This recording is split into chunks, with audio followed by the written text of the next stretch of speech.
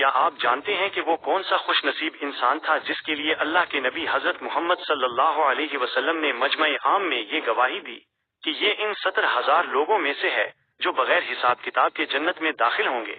وہ کون سا مرد مجاہد تھا جس کی تلوار جنگ کے دوران ٹوٹ گئی تو اسے لکڑی کی ایک ٹہنی دی گئی اور اس کے ہاتھ میں آتے ہی وہ لکڑی ایک چمکتی ہوئی فولادی تلوار بن گئی؟ آج ہم تذکرہ کریں گے حضرت عکاشہ بن محصن رضی اللہ عنہ کا، جن کا نام سنتے ہی ذہن میں ایک ایسے شہسوار کا نقشہ ابھرتا ہے جس نے اپنی پوری زندگی اللہ کے دین کے لیے وقف کر دی۔ اگر آپ اس کامیابی کا راز جاننا چاہتے ہیں جو انسان کو دنیا ہی میں جنتی بنا دیتی ہے تو اس ویڈیو کو آخر تک لازمی دیکھیں، کیونکہ یہ داستان آپ کے دل میں جنت پانے کا ایک نیا شوق پیدا کر دے گی۔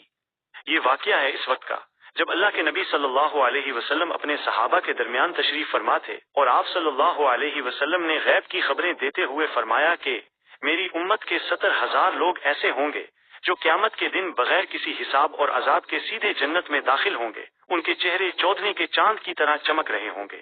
یہ سننا تھا کہ صحابہ کے دل دھڑکنے لگے کہ کاش ہم بھی ان میں شامل ہوں۔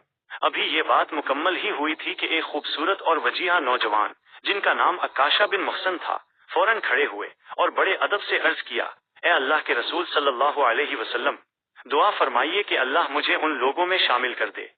آپ صلی اللہ علیہ وسلم نے ان کی طرف دیکھا، مسکرائے اور فرمایا، اے عکاشہ، تم انہی میں سے ہو۔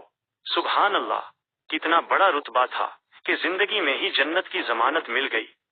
حضرت عکاشہ رضی اللہ عنہ صرف باتوں کے غازی نہیں تھے بلکہ میدان جنگ میں ان کی بہادری کی مثالیں دی جاتی تھیں۔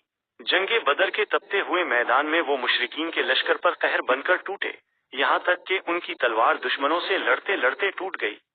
وہ پریشان ہو کر اللہ کے نبی صلی اللہ علیہ وسلم کے پاس آئے۔ آپ صلی اللہ علیہ وسلم نے زمین سے لکڑی کی ایک سوکھی ہوئی ٹہنی اٹھائی اور عکاشہ کے ہاتھ میں دے کر فرمایا، عکاشہ، اس سے لڑو۔ جیسے ہی انہوں نے وہ لکڑی پکڑی، وہ اللہ کے حکم سے ایک نہایت مضبوط، سفید اور چمکتی ہوئی تلوار بن گئی۔ اس تلوار کا نام العون مدد رکھا گیا اور حضرت عکاشہ رضی اللہ عنہ نے اپنی وفات تک تمام جنگیں اسی معجزاتی تلوار سے لڑی۔ حضرت عکاشہ رضی اللہ عنہ کا شوق شہادت اتنا زیادہ تھا کہ وہ ہر مہم میں سب سے آگے ہوتے تھے۔ اللہ کے نبی صلی اللہ علیہ وسلم کے پردہ فرمانے کے بعد جب فتنہ ارتداد اٹھا اور مسلمہ کذاب نے سر اٹھایا تو حضرت عکاشہ رضی اللہ عنہ پھر سے میدان میں نکلے۔ ایک مارکے کے دوران وہ دشمن کی صفوں میں بہت دور تک نکل گئے، جہاں دشمنوں نے انہیں اکیلا پا کر گھیر لیا۔ وہ بہادری سے لڑتے رہے یہاں تک کہ جام شہادت نوش کر گئے۔ جب ان کے ساتھیوں نے ان کی لاش دیکھی تو ان کا چہرہ ویسا ہی چمک رہا تھا جیسا اللہ کے نبی صلی اللہ علیہ وسلم نے برسوں پہلے بیان کیا تھا۔